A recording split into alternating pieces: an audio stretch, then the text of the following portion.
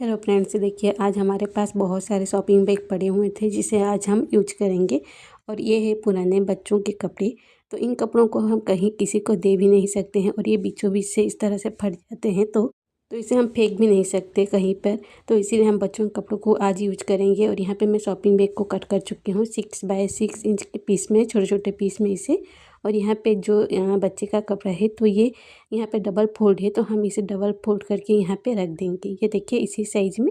अब इसे हम कट लगा लेंगे। आप चाहें तो पहले ही इसे अच्छे से एक साइड से खोल के यहाँ पे कट लगा सकते हैं, तो इससे भी आसानी से हो जाएगा।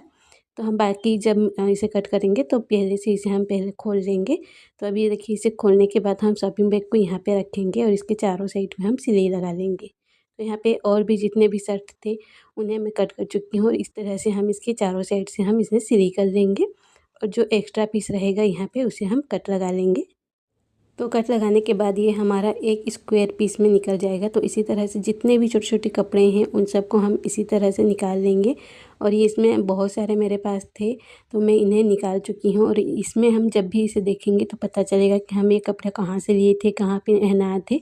तो ये बच्चों के कपड़े हमें फेंकना नहीं चाहिए। तो इस तरह से मैं इसे एक यूज करूँगी आज। तो इस तरह से हम इसमें पीसेस बना चुके हैं और यहाँ पे हम इसे 5 पीस में जॉइंट करेंगे। एक लाइन में 5 पीस यहाँ पे रखेंगे इस तरह से और इन्हें आपस में जॉइंट कर लेंगे।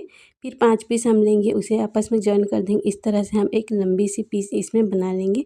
तो सिंपल से इसमें कुछ भी नहीं करना है, 2 पीस को पकड़ना है, एक साइड से सिलाई कर देना है। तो इसमें आप अलग अलग कलर्स को भी यूज कर सकते हैं। तो मैं पहले इन सब को अच्छे से बिछा चुकी थी। उसके बाद अलग अलग कलर को अलग अलग साइड में यहाँ पे बिछाने के बाद उसे ली हूँ और इस तरह से सिलाई हो गया। ये देखिए 5 पीस में ही सिलाई हो गया।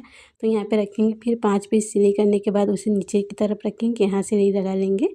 और फिर 5 पीस लेंगे हमें और यहाँ पे रख के इसे सिलाई लगा देंगे। आपके पास अगर और भी है तो आप 5 पीस की जगह 7 पीस बना सकते हैं। तो इस तरह से सभी पीसों को जॉइंट कर लेंगे। जॉइंट करने के बाद अगर आपके पास कोई कॉटन का कपड़ा है, साड़ी है, तो आप पीछे इसकी तरफ पीछे की तरफ लगा सकते हैं, नीचे की तरफ। मेरे पास अभी नहीं है तो मैं सिंपल से इसे लगा रही हूँ। और इसकी जो साइड में है, साइड में हम पाइपिंग लगा देंगे। पाइपिंग लगाने के लिए 1 या 1.5 इंच चौड़ाई का आप कपड़ा ले लीजिए और उसे एक बार सिलाई कर दीजिए। फिर उसे पीछे की तरफ 2 बार पलटते हुए एक टॉप सिलाई लगा लीजिए। इस तरह से पाइपिंग बन के रेडी हो जाएंगे। तो पाइपिंग बनने के बाद देखिए कितना प्यारा सा ये लग रहा है।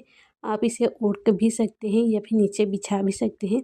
या फिर किसी बच्चे हैं तो बच्चे को इसमें बच्चे को जब हम सुला रहे हैं तो इसे उसके ऊपर भी रख सकते हैं। तो इस तरह से ये बहुत ज़्यादा काम आ जाता है।